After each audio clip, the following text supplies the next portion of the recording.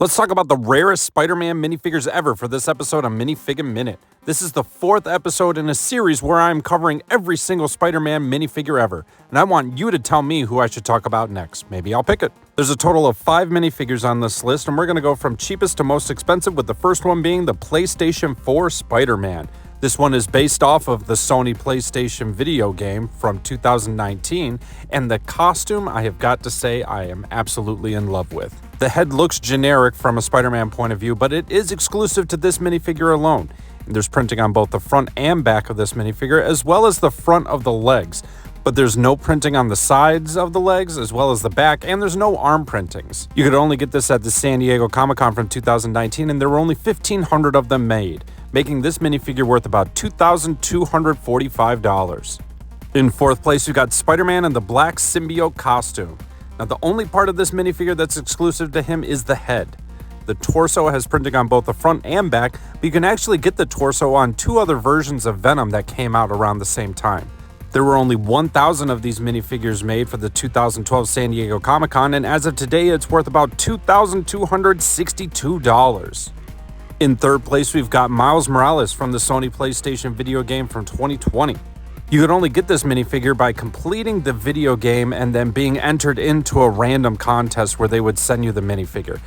Every part of this character is completely unique to him alone, and there were only 1,650 of them made. As of today, it's worth about $5,000. In 2nd place, we've got Spider-Woman. Now, every part of her is unique except for the hair. You can actually find the hair on 2 other minifigures, the first one being Lord Vampire's Bride, and then the second one being Maya from the Ninjago series. Now, the head does have dual printing, with one side being a smile and this one being the gritted teeth. And then this is what the back of her torso looks like. The legs do have printing on the front, but there is no printing on the back. There were only 350 of them made for the 2013 San Diego Comic-Con, and as of today, she's worth about $8,904, which means our first place goes to Andrew Garfield Spider-Man. Every part of this minifigure is unique to him alone, and the amount of detailing that they put into this minifigure is fantastic. For starters, look at the mask. There's all these little beaded dots all over the eyes, and when you turn it, it actually shimmers. There's printing on both the front and back of the torso, as well as the front of the legs. The front of the torso has all of these little intricate lines. The printing was astounding. He's got the elongated Spider-Man logo, and then the printing on the arms and the sides of the legs, well, there isn't any. They continue the printing from the torso down to the legs, and then there's no printing on the back of his legs or the sides of his legs.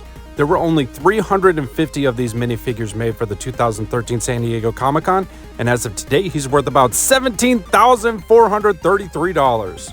Now, yes, we will be getting him for the Spider-Man Final Battle set later on this year, but the style of Andrew Garfield that they have for that set looks similar, but it is not the same.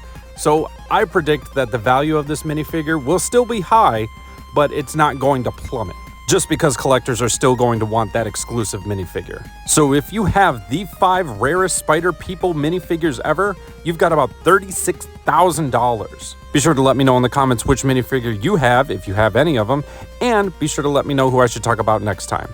Again, this is Mikey Brickman saying thank you for watching this episode of Minifig Minute.